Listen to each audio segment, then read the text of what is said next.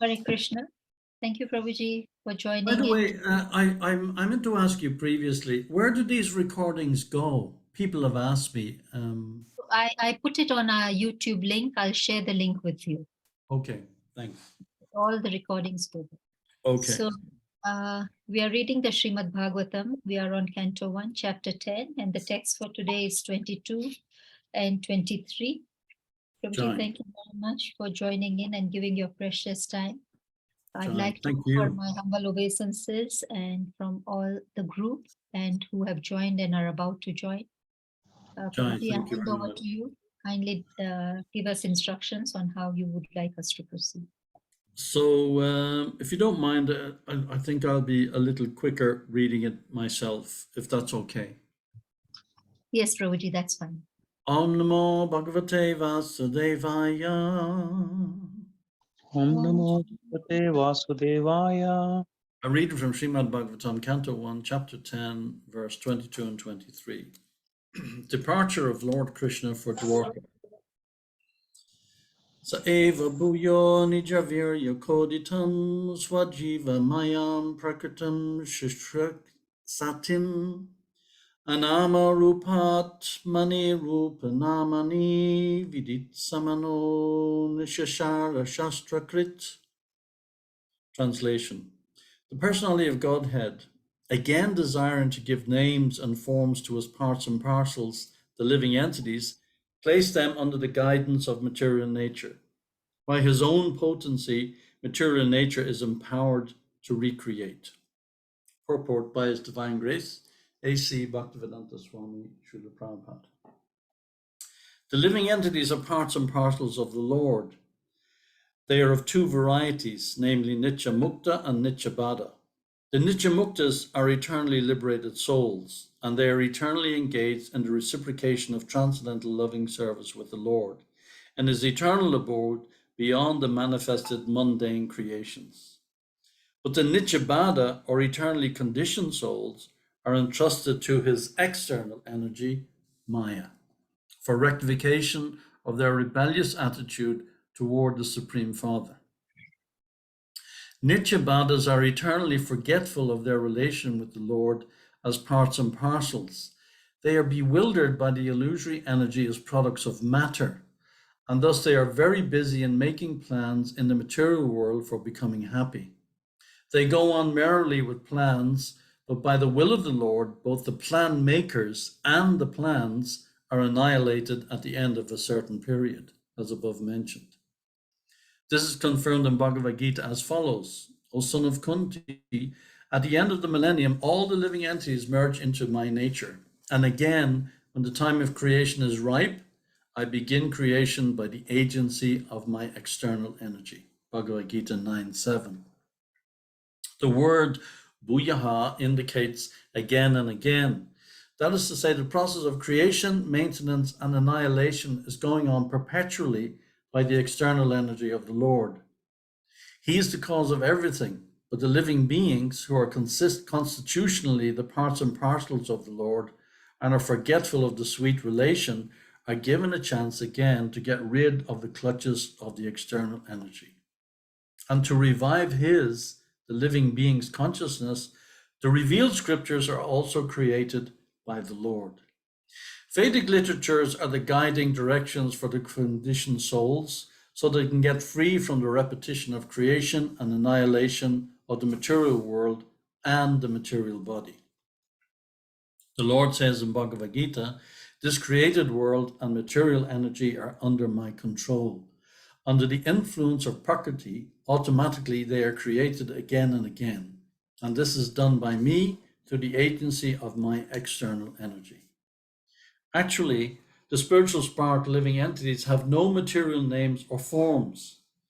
But in order to fulfill their desire to lord it over the material energy of material forms and names, they are given a chance for such false enjoyment.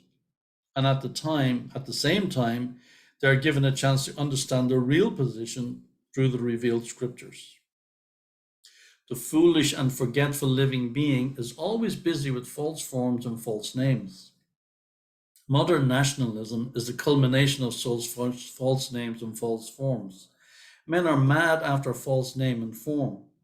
The form of body obtained under certain conditions is taken up as factual, and the name is also taken, bewilders the conditioned soul into misusing the energy in the name of so many isms. The scriptures, however, supply the clue for understanding the real position, but men are reluctant to take lessons from the scriptures created by the Lord for different places and times. For example, the Bhagavad Gita is the guiding principle for all human beings, but by the spell of material energy, they do not take care to carry out the programs in life in terms of the Bhagavad Gita. Srimad Bhagavatam is the postgraduate study of knowledge for one who has thoroughly understood the principles of Bhagavad Gita. Unfortunately, people have no taste for them, and therefore they are under the clutches of Maya.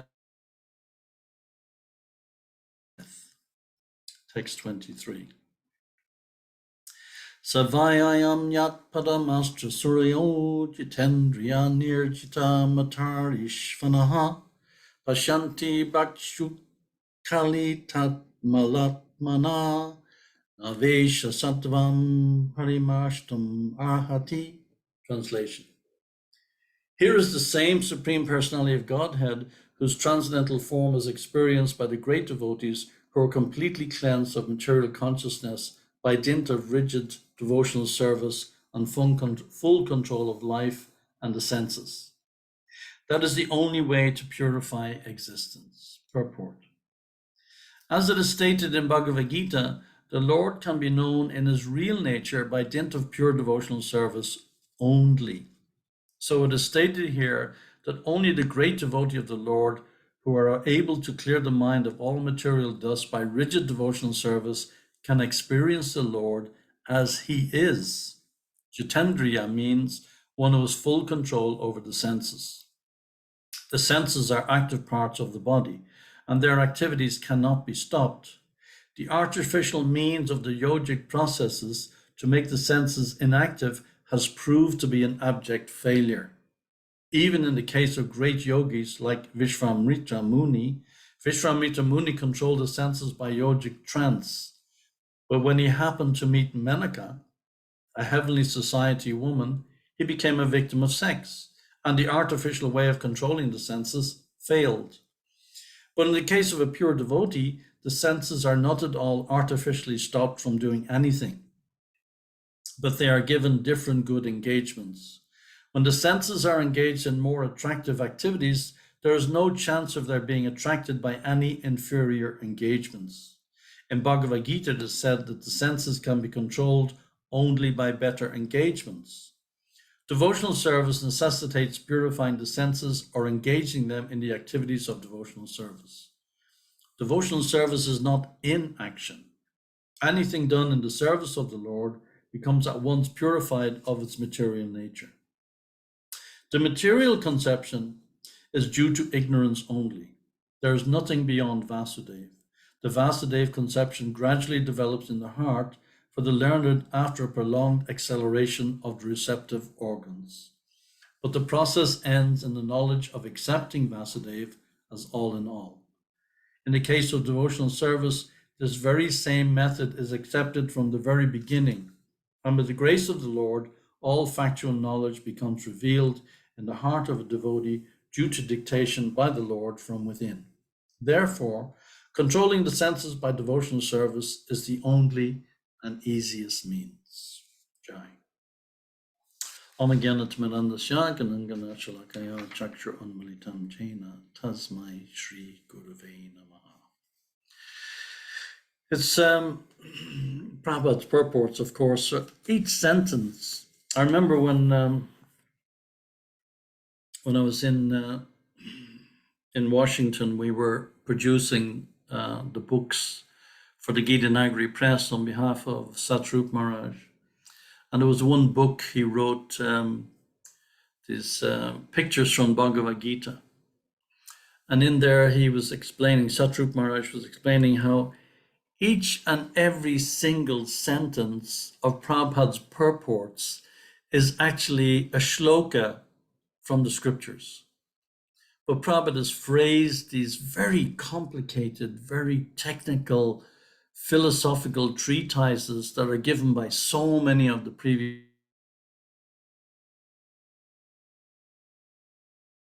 Prabhupada has explained them in the simplest terms possible that we can understand. And when we were doing the research for that book, we actually went through quite a few of Prabhupada's purports, and we did manage their shlokas that Prabhupada just took the shloka, literally the shloka, out of the a particular book, whatever it was, the Manusamhita or whatever it was, or the Bhagavatam itself, and he just rolled it into his purport seamlessly without any effort at all. And then we're reading these, and every single sentence is like a sutra in itself.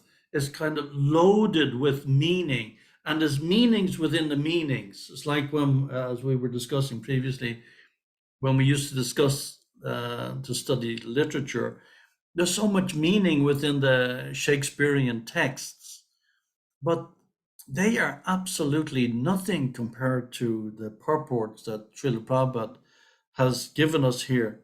Like Prabhupada is saying here in the first shloka that we read in the purport, they are bewildered by the illusory energy as products of matter, and thus they are very busy in making plans in the material world for becoming happy.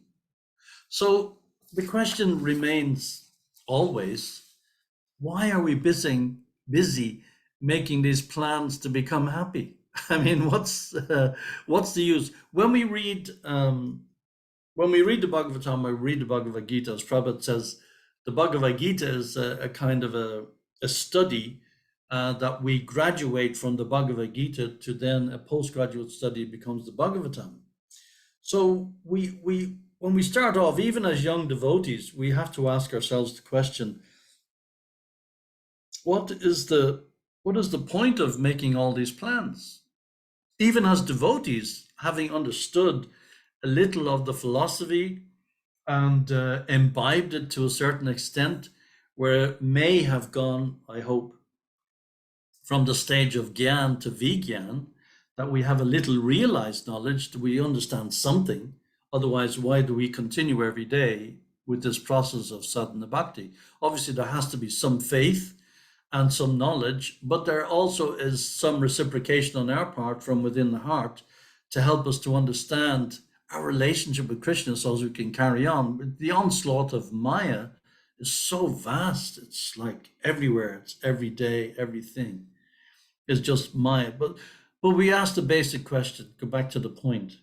Why are we busy making plans to become happy? We know this material body is going to end. We know no matter what kind of a big business we build up, what kind of an empire we may create, as Prabhupada says so many times, so many empires have come and gone. The Roman Empire, the Genghis Khan Empire, the British Empire, so many empires, they just come and they're gone, lost in the history books. Alexander the Great.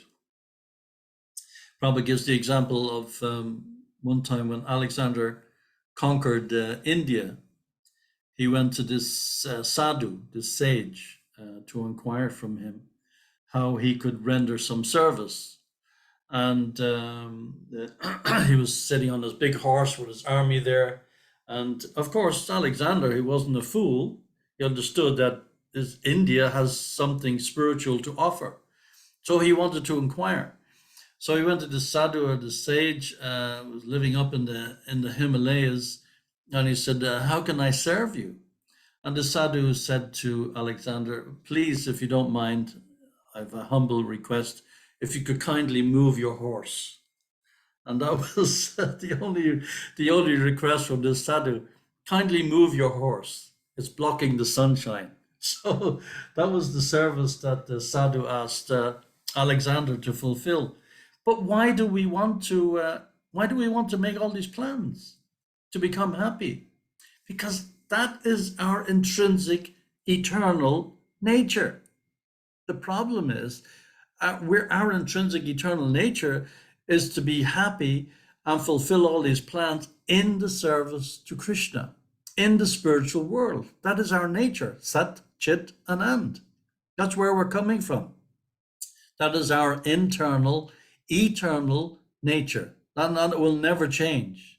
So what do? We dovetail that internal nature, thinking that this present material existence is the way and the means by which we can become happy, when actually it's the opposite. It just brings us further and deeper and deeper and deeper into the material whirlpool. And Prabhupada says in this purport, but by the will of the Lord, both the plans and the plan makers are annihilated. So again, this brings us to a very profound question. Why would it be by the will of the Lord that our plans and plan making is annihilated? Is it in the nature of the Lord that would it be by his will that he wants to frustrate our happiness? This appears to be the case of what is stated here in this purport by Prabhupada, but of course not, because Krishna knows ultimately what is for our benefit. He knows ultimately what is in our own interest, our own self-interest, which we ourselves don't know. We imagine that our self-interest can be met by doing this, by doing that, by building up a big business, by getting a big empire, by becoming the owner of Apple or Microsoft or Bill Gates or Steve Jobs, and we think, yes, this is the goal of life. But as Steve Jobs discovered when he was dying from cancer, the owner of Apple, it's not the goal of life. What have I gained from all this? I've gained everything. Fortunately for him, he explained in his biography, when he was a student operating out of the garage of his parents' back garden, trying to build up Apple and create Apple from absolutely nothing. When he was a student, he used to go to the Hare Krishna every day from his university to get the lunch meal from the lunch program from the temple. So he was getting, and he said, this is what sustained me when I was in university, and this kept me going. So at least he got prasadam every day. He got the darshan of the deities, and he got the association of the devotees. So to try to fulfill our happiness, this desire, it's not fulfilling happiness.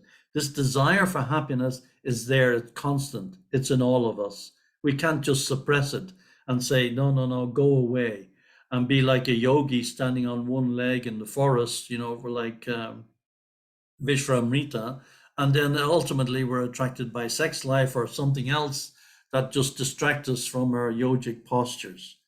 So it all boils down to karma. Everything boils down to karma. What is it? Karma is merely a fulfillment of our desires. It's our desires that brings about the karma. It's not like we think of karma, oh, it's bad karma, good karma, this karma, or whatever. It's not. It's simply our desires, our latent desires, whether they're deep within us, or whether they're actually manifest as spoken or actionable desires. It all comes from us. And Krishna is simply providing the opportunity for us to fulfill our karmic needs. Of course, nobody in his right mind wants a kind of karma that is going to make us suffer. Who wants that? So how can this suffering come from me? Ultimately, how can it stem from the desires that I have had in my life or in previous lives? Because karma acts of its own sweet will. We all think we're innocent. Certainly, I think I'm innocent. Why did that happen to me? Oh, woe is me, this is terrible. But are we innocent? Like the child, the innocent child. And we all know the example. Prabhupada has given this example also. Crawling around in front of the fire.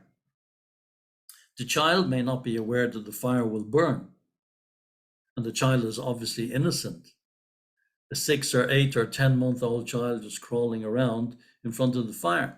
So the child puts his hand in the fire, the child will burn. The fire is not going to distinguish, oh, this is an innocent child, I'm not going to burn this child because it's innocent. Now that's a crazy idea. Nature takes its own course, no matter what. And we can't avoid that. It's impossible to avoid it. We cannot suppress desires. It simply doesn't work. We know that. So how do we overcome it? Well, of course, we dovetail it, as we all know, in some form of service, in some capacity, as devotees, as aspiring devotees. We engage in the service of the Lord to whatever our ability is. I heard a lecture from Srila Prabhupada today, and he was saying, just like he gave the example of the body has a head, and the head are the Brahmins, the intellectuals, the academics. They're the Brahmins who guide the other parts of the society. And then the Kshatriyas are the arms, and the Vaishyas are the belly, and the Sudras are the legs. So Prabhupada said they work as a team. They all work together. It's not that one is superior or inferior to the other. If they're engaged in the service of the Lord, everything is perfect. There's no superior or inferior. Gopi Bharta Kamalayor, Das Anudas Anudas. And so this is our actual position.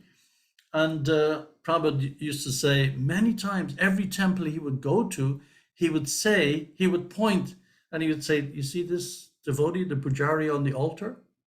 The pujari on the altar is not superior to the person who's in the toilet washing the bathroom. They're both equal, because the service is seen by Krishna. It's the service attitude that counts. Whatever way we have a capacity to engage in the service of the Lord, then through that capacity, that is to our benefit. Prabhupada said, of course, ultimately, you cannot live without your head. So all the different parts of the body, they work in conjunction one with the other, and they all help each other. Like the hand, again, Prabhupada says, you take the hand and you put the hand in the sabji, there's absolutely going to be no benefit from that. But the hand takes the sabji, puts in the mouth, then of course goes in the belly, the whole body is benefited, including the hand. So they work in conjunction one with the other, but some parts are more important than others. You can't have a body with just a corpse and no head. That without the head is useless. You could maybe live without your leg, you could live without your arm, but you can't live without a head. You're gone. That's it. You're finished. So the head is important, and how many? It's stated in Bhagavad Gita that how many actually achieve perfection. Hardly one knows me in truth, Krishna says in Bhagavad Gita. So the head has to be perfect. The Krishna's Prabhupada says that the wife of Caesar must be above suspicion. So if there's any suspicion, so the head must be above suspicion. The head must be pure. The head must be perfect. The head must be a guiding principle. There was one, Prabhupada gives that example, again, I heard today, where he says there was one Brahmin at the time of Lord Ram. He came to Lord Ram and he said, of course, Lord Ram is a Kshatriya. He's not a Brahmin.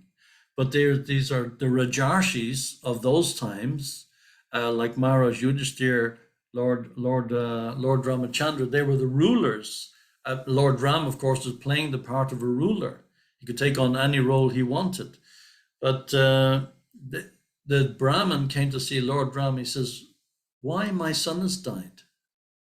So here's the head of the society. Prabhupada is saying he's responsible for everything that goes on in this kingdom. Not like today. Today you get, the barking dog of the Sudra, and he's elected by the other Sudras, and the one who barks the loudest, he's the one who's put in charge of the whole society. So it's a society of Sudras, and it's being led by Sudras, and it's being governed by Sudras, and the whole society is Sudras, so there's no head. Just like our body, how can it function without a head? That's why it's so important in our own way. We may feel that we're not having any impact in the society. The vast majority of the society are Sudras. The vast majority of the leaders of the world, not the vast majority, all the leaders of the world are Sudras. It's as simple as that. So what impact can we have? Well, we have the impact in our own area, wherever we happen to be, whether it's in New York or London or Rome or Nairobi or Eldoret or whatever. We can influence those people that are around us. But most of all, we can influence ourselves. That much control we have. Yad yad acharati shreshtas. So whatever example we can set in our own small way, we don't have to be fanatical. We don't have to be perfect. We don't have to be a Mahabhagavat. But in our own small way, if we influence our little circle of friends and family and acquaintances around us, that is our service to humanity. That is our service to Krishna. And that is the way and the means by which we can get our way back to Godhead and become ultimately the realized servant of the Supreme Personality of Godhead. So Prabhupada is saying we get burned like I printed this out. I don't know if you can see it. It's can you see that? See that number? Any idea what the number is? Yes, Prabhuji, we can see it. You know what that number means? Is that the number of births we have taken to come to the human life? That is the number of human years there is in a lifetime of Brahma. I can't even read that number. It's so I wouldn't even know where to start. It's 311 trillion, billion, gillions, whatever it might be. But I mean, it's you did it. Probably it was Rukma Prabhu who did the previous verse that I did before the one that I did, where Prabhupada is describing in the purport, there are two types of dissolution of the manifested cosmos. At the end of every 4,320,000,000 solar years, when Brahma, the Lord of one particular universe, goes to sleep, there is one annihilation. So that's 1 day of Brahma. 1 day. Can you imagine? 4,320,000,000 years is 1 day of Brahma. 12 hours. And then 4,320,000,000 years is 1 night of Brahma. So at the end of his day, there is a partial annihilation of the cosmic manifestation, partial. And then at the end of his night, it's manifested again.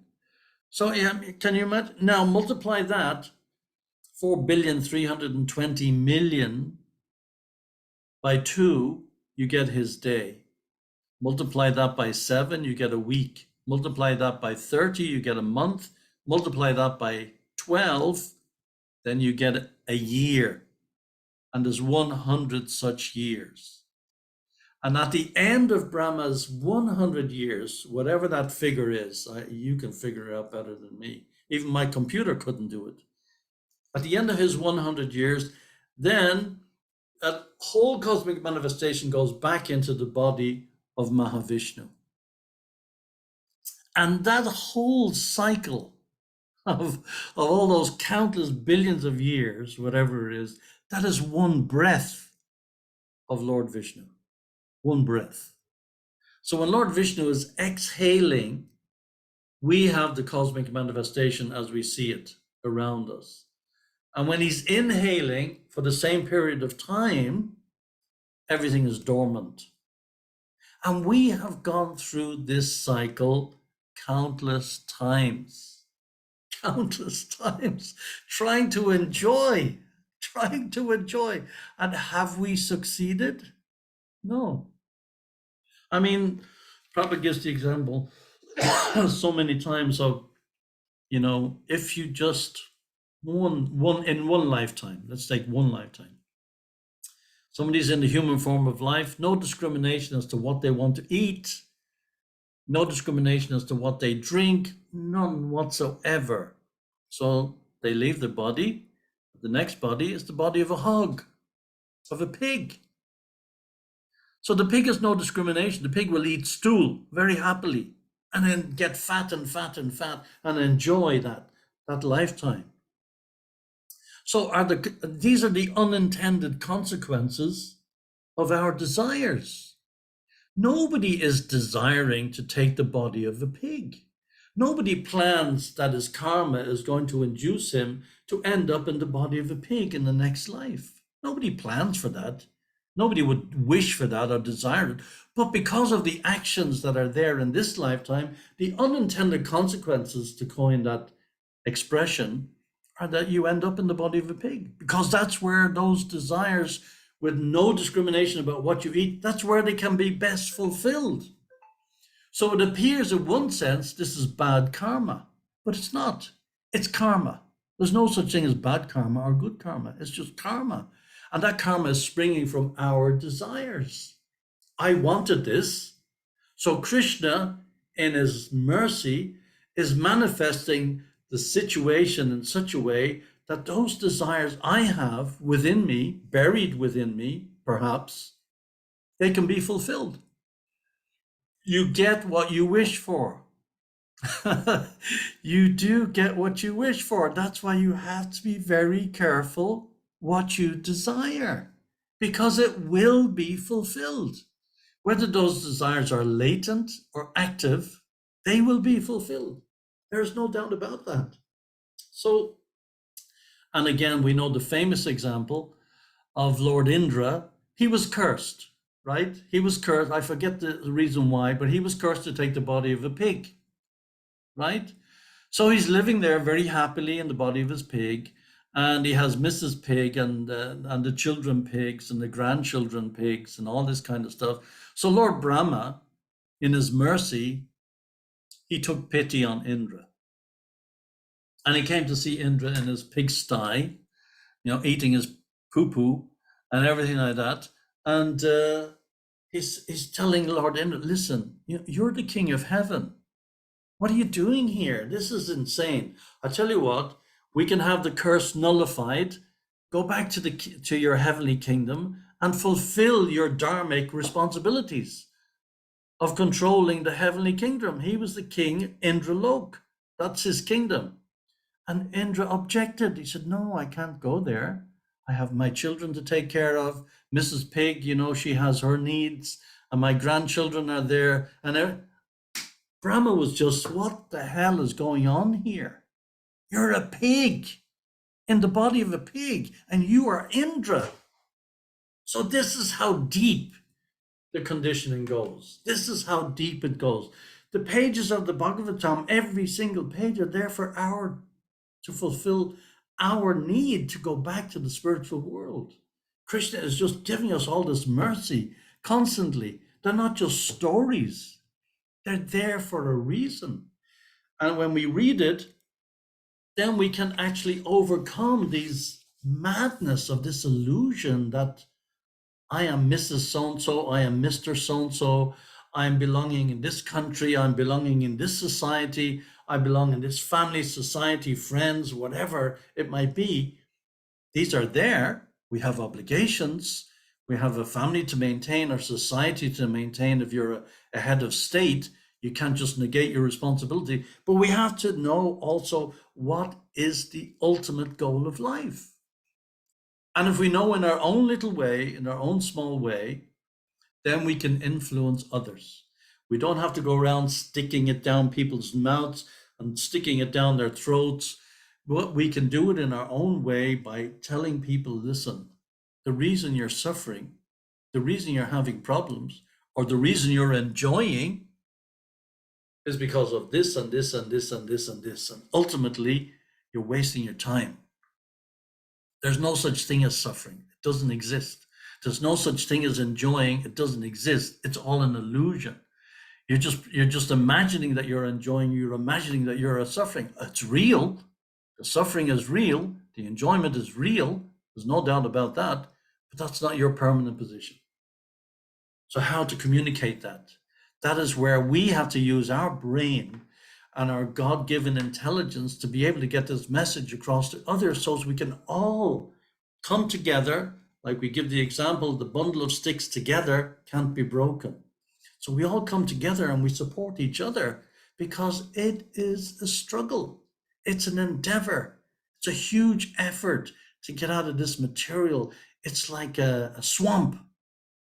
We've fallen into this quicksand, and the more we struggle, the deeper we go. So we are so far divorced from our original spiritual nature. We have no taste for the teachings of Bhagavad Gita, Prabhupada is explaining in the purport, or the Bhagavatam. These scriptures are our guidebook for helping us to get us out of the clutches of material energy and return to our original spiritual position, our actual real identity, not this phantasmagoria of one body, one cycle of life, or one, Prabhupada said in the lecture I heard today, in my next life, of course, Prabhupada it's impossible.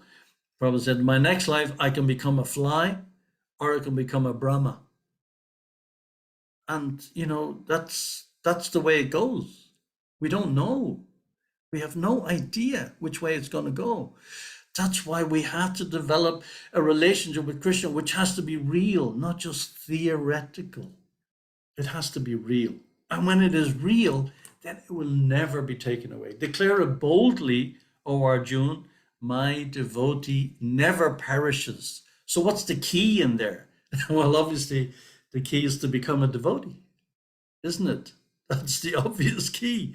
So that's what we have to do, by hook or by crook. Get ghee, get ghee, get ghee, by hook or by crook. Get Krishna, get Krishna, get Krishna, no matter what. So then we can enjoy the burfi, we can enjoy the Mahaprasad, can dance in ecstasy, and go back home, back to Godhead. I mean, it's not rocket science, it's devotional science. So he is the original personality of Godhead as we definitely remember him. He alone existed before the manifested creation of the modes of nature, and in him only, because he is the Supreme Lord, all living beings merge as if sleeping at night, their energy suspended. So this is our verse for today. Their energy suspended. So let's just make this the last time. No more. No more. We sing it every morning, don't we? Samsara Dava Nala Lida Loka. The forest, samsara, the forest of samsara. Chanaya Karana Ganaganatvam. Vande Guru Sri Charanara Vrindam.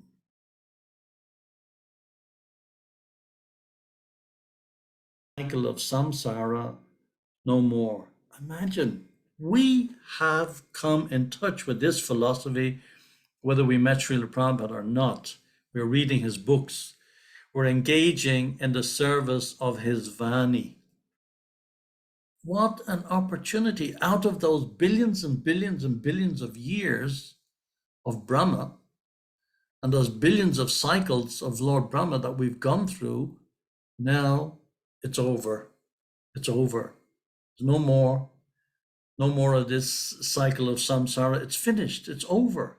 All we have to do is grab on to the lotus feet of Sri Krishna, grab on to the lotus feet of Guru and Krishna, and that's it. That's it.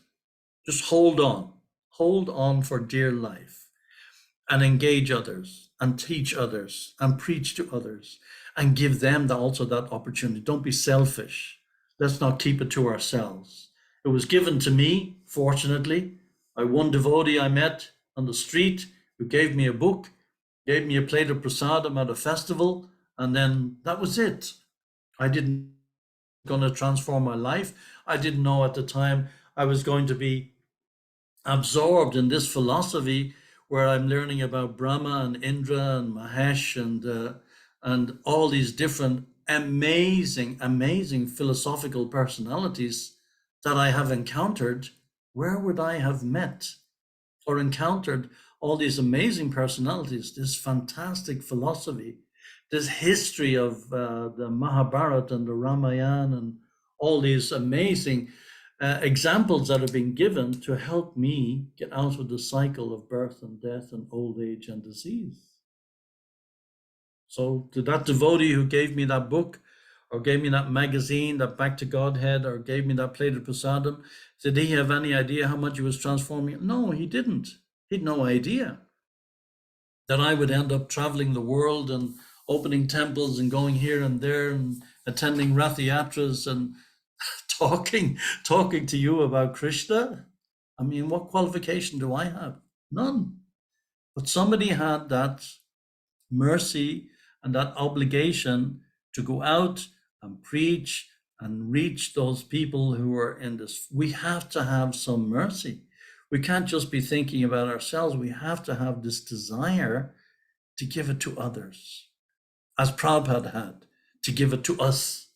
And Prabhupada had an unlimited desire to take the suffering conditioned souls out of this material abyss into which we have all fallen.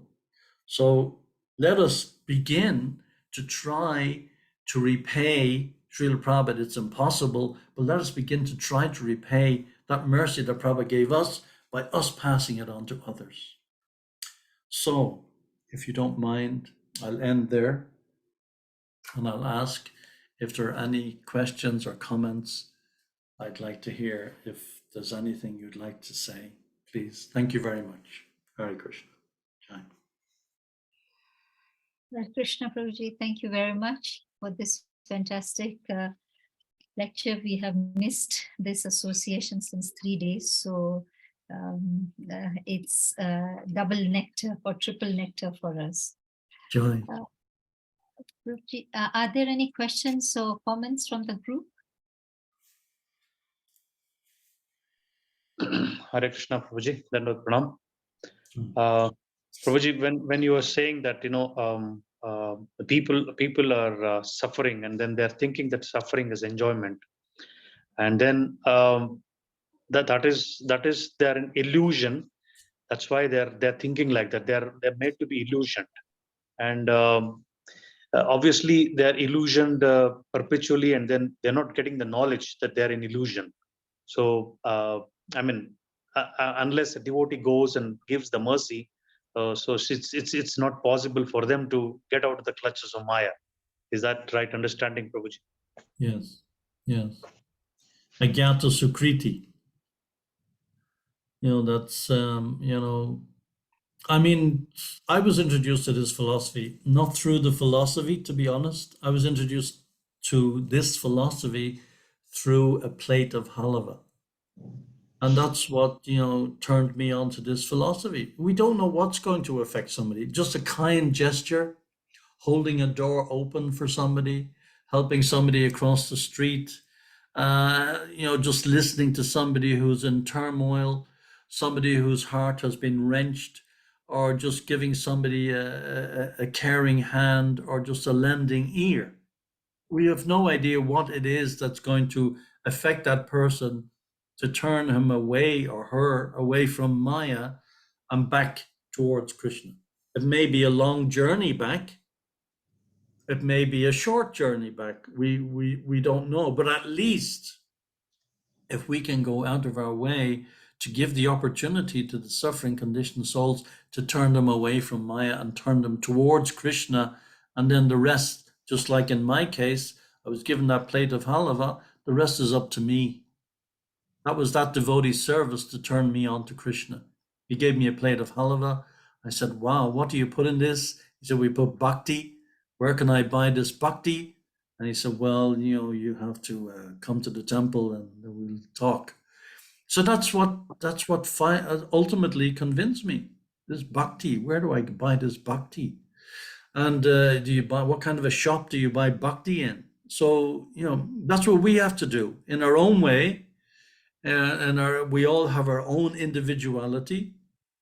And then we all just present the philosophy as best we can in our own words.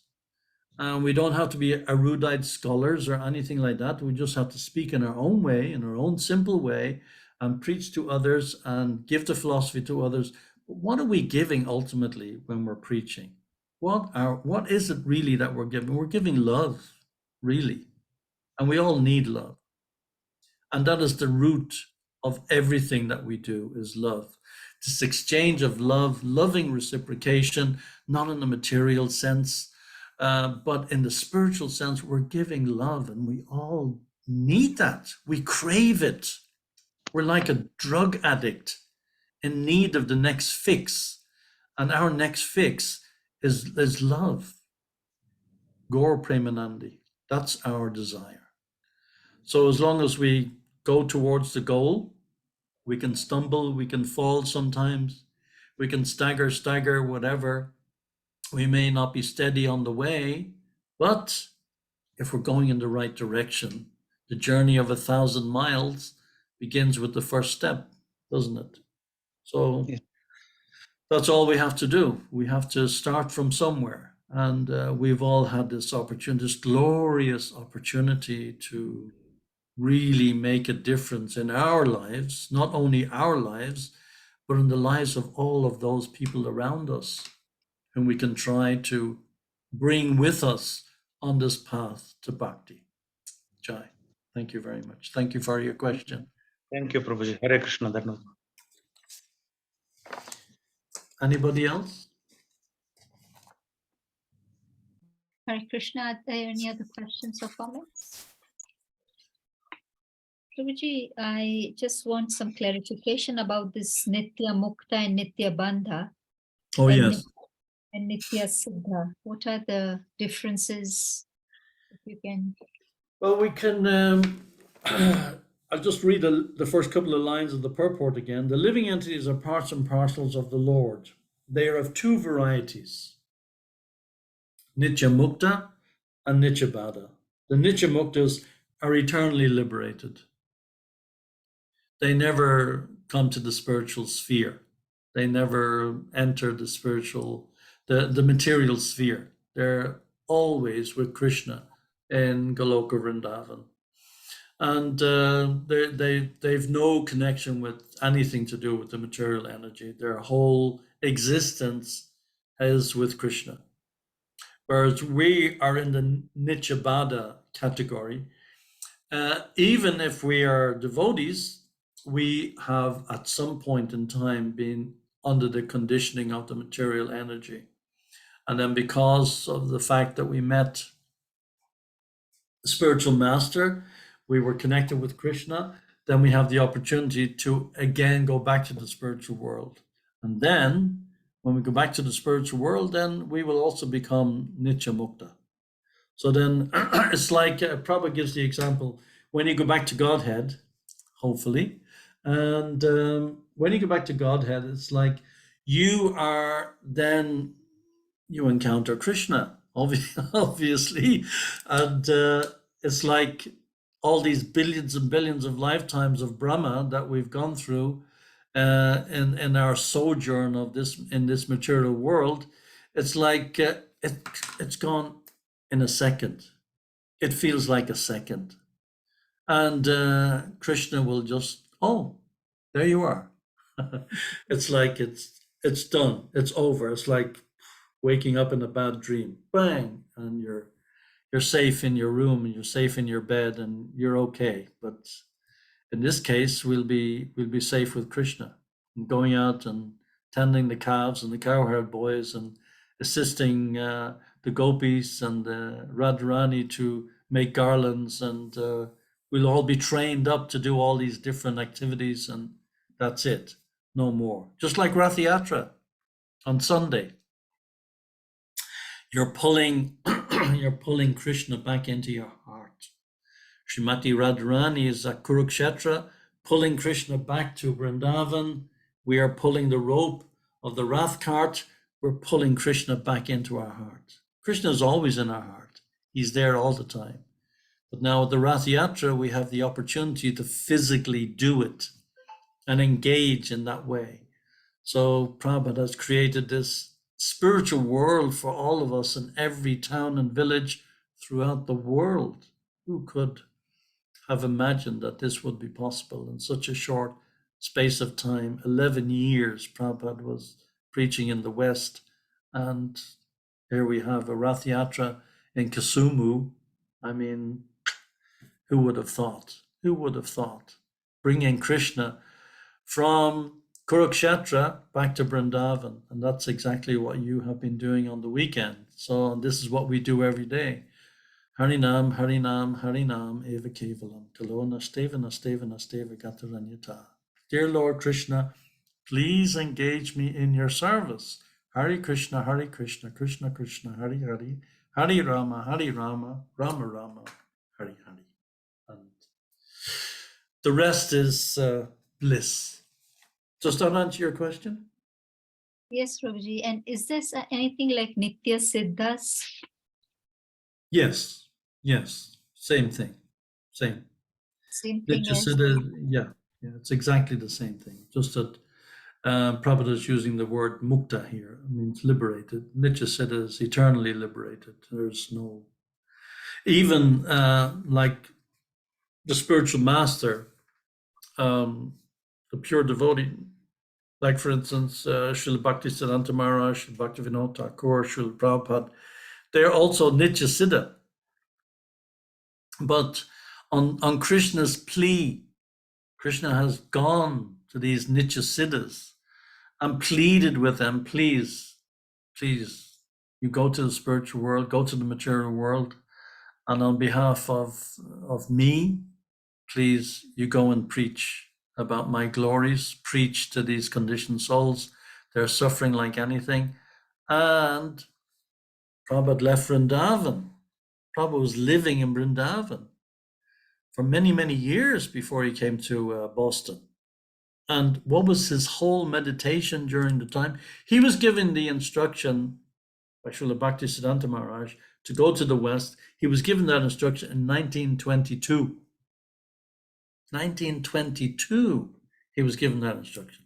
And when the Prabhupada opened ISKCON, 1966, 44 years later. So one devotee, he said to Prabhupada, and he noticed this, he said, Srila Prabhupada, you met your spiritual master in 1922. You opened, you created the Back to Godhead in 1944. You opened the League of Devotees in 1955. You started ISKCON in 1966. Will anything happen in 1977? Prabhupada said maybe. So it seems like there was something every 11 years that occurred major in Srila Prabhupada's life. So now we're here because of that journey on that Jaladuta. The Prabhupada got the passage for free by Srimati Morarji, gave him the free ticket. Prabhupada ended up in Boston, went to New York, struggled alone for nearly a year. And here we are now in Eldoret, chanting Hare Krishna, dancing in ecstasy in Rath Yatra in Kisumu. And we have these wonderful facilities all over the world where we can all take shelter with each other and take shelter of Radha and Krishna and Jagannath, Baladev and Subhadra. Jai. Thank you very much. Hare Krishna. Thank you very much, Prabhuji. Hare Krishna. Jai. Is there any other question or comment? I know we have exhausted our time. Ajay Prabhu, Hare Krishna, Mataji, Hare Krishna Prabhu. Nice class. I always find this the two term Nitya Baddhas and Nitya Siddha not totally confusing, especially Nitya Baddhas. That's us. It's like contradiction in terms. If we are eternally condemned, so how can we sort of go back and become Nitya Siddhas if we are eternally? Or the way I sort of get around that is to say that it's not eternal, it's eternal, more of a figure of speech, because we've been going through this cycle for so long. It's quite like eternity. That's how I get over the term. Yes, it appears to be. How do we get out of it? Well, of course, tadvidi pranipatena pariprashnena sevaya upadekshanti te jnana jnaninas tattvadarshinaha. Tattvadarshan, because he has seen the truth, the tattva darshan. He has seen the absolute truth. How do we get out of it? Yes, you're right. It would appear that the word eternally, nitya, is a little strong, but it is what it is. We are eternally conditioned until we get the mercy of Guru. Without the mercy of Guru, there's no hope. There is nothing, because he has seen the truth, and he can impart that truth unto us. Yeah, good point. Good point. Thank you. Hare Krishna. Right, Haribol. Thank you very much. Any other questions or comments? There are no more questions or comments. I'll hand over to Arya Govind Prabhu. Prabhu, is it possible for you to end this session? Thank you. Thank you, Prabhu. What a wonderful session. I just remembered Prabhupada's one lecture where he mentioned, where a young lady asked, Prabhupada, why you took so much time to come? He was just jokingly said, I was waiting for you to appear. So he had he could impress anyone by his answers. Yeah. He had nice ability to answer in a way that we can remember until today. Yes. Yes. So as you are mentioning, each letter, each sentence in the purport, Prabhupada's purport, we can't, it's really one, each sentence is a verse, and then we are indebted to Prabhupada and Guru Parampara and all the Bhagavatas, that we take this mission further, and then we purify ourselves, and then distribute the what we have, the mercy what we have got to others. That's what what you have just said now. So Yes. thank you, Prabhu. Thank you once again. Hare Krishna. I sincerely request all the assembled devotees to chant Hare Krishna Mahamantra once in glorification of His Grace Vidhur Prabhu. Jai. Hare Krishna. Hare Krishna. Krishna. Krishna Krishna, Hari, Hari, Hare Hari Ram, Hari Ram, Ram, Hari, Hari. Vancha. Hare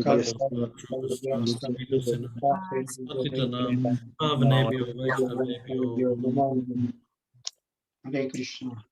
Srila Prabhupada ki jai. Jai. Hari Hari Bol. His Grace Vidhur Prabhu ki jai. Hare Krishna. Thank you, Prabhuji. Hare Krishna. Jai. Thank you. Hari Bol. Thank you, Prabhuji. Haribol. Jai.